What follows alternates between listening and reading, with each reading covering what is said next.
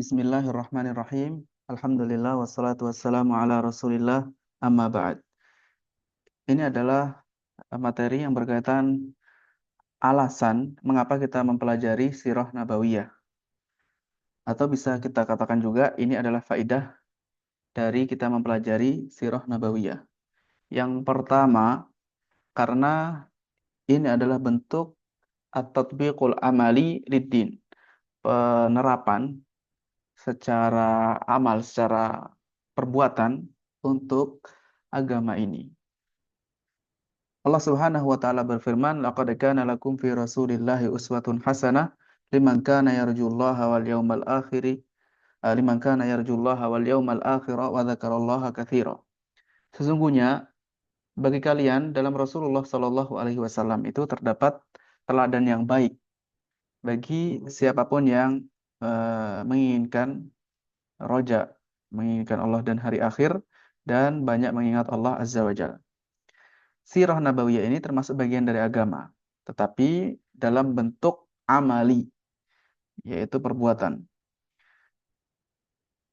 Maka yang dibaca di dalam Al-Quran maupun hadis, kemudian diterapkan secara amalan, ini tidak diragukan lagi, lebih utama, lebih mendalam, dan perubahan yang didasari karena adanya contoh itu lebih kuat dibandingkan perubahan karena sekedar teori saja. Jadi sirah nabawiyah adalah penerapan secara nyata dan lebih kuat di dalam siapapun yang mengikuti agama ini. Kemudian yang kedua adalah karena sirah nabawiyah ini sangat komprehensif, mencakup semuanya. Karena kita akan melihat Nabi Shallallahu Alaihi Wasallam adalah contoh yang paling indah, contoh yang paling lengkap. Beliau sebagai seorang teladan bagi suami yang soleh, kemudian sahabat yang setia, lalu seorang mujahid, seorang panglima, pemimpin perang, semua semua segala yang menjadi kepribadian beliau bisa kita contoh sebagai apapun. Kemudian yang ketiga adalah sirah nabawiyah adalah suatu contoh, suatu arahan untuk menjadikan kita memiliki cita-cita yang tinggi, yang menunjukkan bahwasanya suatu kesulitan apapun pasti ada jalan keluarnya. Kita bisa melihat bahwasanya Allah akan menolong agama ini. Walaupun di suatu kesempatan terlihat suram, terlihat gelap, tetapi pasti suatu saat akan cahaya tersebut terbit. Ya, fa inna ma'al usri yusra.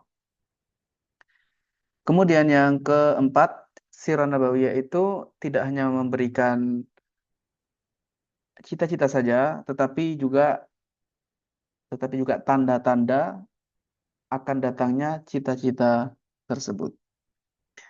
Ketika misalnya Nabi Shallallahu Alaihi Wasallam berada di gua, kemudian Khadijah radhiyallahu anha mengatakan, "Wallahi la yukhzikallahu abadan." Allah tidak akan pernah menyia-nyiakan engkau, wahai Rasulullah, tidak akan pernah menghinakan engkau karena engkau telah menyambung rahim, kekerabatan, kemudian berbicara selalu jujur dan seterusnya. Ini menjadi contoh ya, menjadi tanda-tanda, menjadi alamatu al-amal. Dari sini maka kita bisa mengetahui bahwasanya Allah tidak akan menyia-nyiakan, Allah tidak akan menghinakan siapapun yang berusaha untuk berbuat baik. Selanjutnya, sirah nabawiyah ini memberikan kita kaidah yang nampak dan aturan-aturan yang tidak berubah. Dan ini terjadi pada seluruh nabi, bukan hanya Nabi Muhammad SAW saja. Ini aturan yang sudah baku, kaidah yang jelas. Misalnya dalam perang Uhud, siapapun yang mentaati Allah dan Rasulnya pasti akan menang. Tetapi ketika sebagian orang menyelisihi, tidak taat kepada perintah Rasulullah, yang terjadi adalah kekalahan. Kemudian juga Sirah Nabawiyah ini mengusir atau menghilangkan putus asa. Di sini Nabi Shallallahu Alaihi Wasallam di awal-awalnya menghadapi berbagai cobaan. Para sahabat beliau disiksa dan seterusnya, bahkan sebagian terbunuh. Tetapi kita tidak boleh berputus asa. Kondisi apapun, sesulit apapun, harus tetap optimis. Kemudian dari Sirah Nabawiyah ini kita mempelajari bahwasanya kita harus berkontribusi, kita harus memberikan sesuatu yang bermanfaat. Ada pengorbanan, ada pemberian, dan itu membutuhkan dakwah itu membutuhkan dukungan. Sebagaimana Khadijah radhiyallahu anha mendukung dengan harta beliau, mendukung dakwah Rasulullah Shallallahu alaihi wasallam.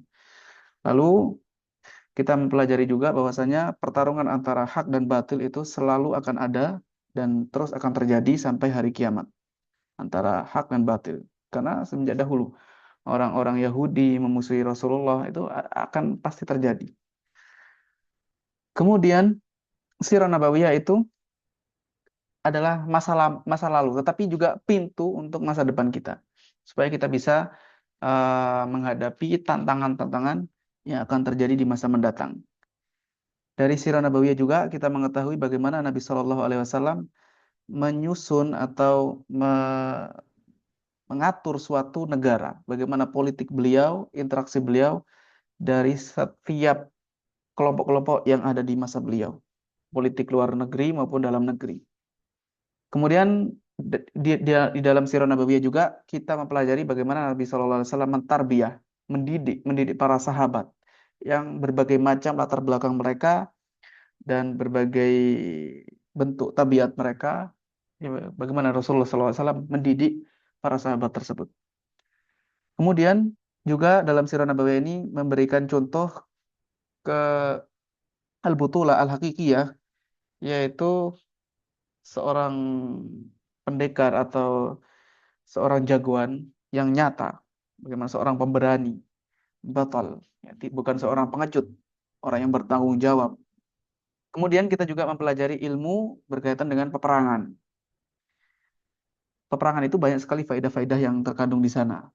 Hukum-hukum syariat, kemudian adab-adab dalam berperang, kemudian apa tujuannya berperang, kapan kondisi kita berperang, langkah sebelum berperang, didakwai dulu misalnya. Ini ada di dalam Sirah Nabawiyah. Nabi Shallallahu Alaihi Wasallam sebagai teladan yang baik bagi kita. Kemudian ini juga Sirah Nabawiyah menunjukkan adanya generasi, memberikan contoh generasi yang nyata, bukan sekedar teori, bukan juga sekedar basa-basi. Ini benar-benar nyata, suatu generasi yang kuat. Kemudian juga mempelajari Sirah Nabawiyah itu menjadikan seseorang bersemangat, memiliki hamasah, termotivasi. Bahkan sekalipun orang-orang kafir yang membaca, itu mereka mendapatkan semangat. Seharusnya seorang muslim juga harus lebih termotivasi lagi. Kemudian mempelajari sirah menjadikan kita semakin mencintai Nabi Muhammad Shallallahu Alaihi Wasallam. Dan jalan Nabi, kita mempelajari jalan Nabi Shallallahu Alaihi Wasallam ini sebagai jalan yang mengantarkan kepada surga. Karena siapapun yang mentaati beliau masuk surga, dan yang tidak mentaati beliau masuk ke dalam neraka. Kita bisa mengetahui petunjuk beliau, kemudian akhlak beliau, bagaimana cara beliau berinteraksi dengan musuh, dengan sesama muslim, dengan manusia yang berbagai macam sifat mereka. Kemudian juga kenapa kita harus belajar sirah? Karena Nabi SAW ini termasuk tokoh yang penting, tokoh yang sangat penting, yang spesial. Sebagaimana pengakuan juga dari para musuh Islam. Kemudian Sirah Nabawiyah ini juga bisa memberikan ilmu yang berkaitan dengan tafsir Al-Quran. Banyak sekali penafsiran ayat-ayat Al-Quran itu yang bisa kita dapatkan penjelasannya dalam Sirah Nabawiyah. Lalu kemudian yang berikutnya ke-20, Sirah Nabawiyah memberikan ilmu kepada kita tahapan-tahapan dalam berdakwah serta fikih jihad. Fikih jihad, bagaimana berdakwah itu dilakukan, kemudian strateginya seperti apa menghadapi ahlul kitab misalnya, berbeda dengan orang yang lain, bagaimana berdakwah kepada para penguasa, para raja, Rasulullah mengirim surat kepada mereka. Ini bisa kita dapatkan dalam sirah. Kemudian sumber dalam mempelajari sirah nabawiyah itu Al-Qur'anul Karim, kemudian hadis, baik matannya, hadisnya maupun syarahnya, lalu kitab Asy-Syama'il dan Ad-Dalail dan As-Siyar. Syama'il Muhammadiyah ya, tentang kepribadian Rasulullah SAW, lalu kitab sejarah secara umum, kitab At-Tabaqat dan At-Tarajim, dan kitab sirah secara khusus. Ini kalau kita ingin mendalami sirah nabawiyah SAW. Walaupun di poster ini atau infografis ini ada beberapa kesalahan tulis, kemudian ada beberapa eh, kesalahan huruf, tetapi secara umum kita sudah bisa mendapatkan makna yang terkandung, dan kemungkinan besar ini adalah hanya sekedar transkrip dari video materi yang disampaikan oleh Al-Muhandis Ala Hamid.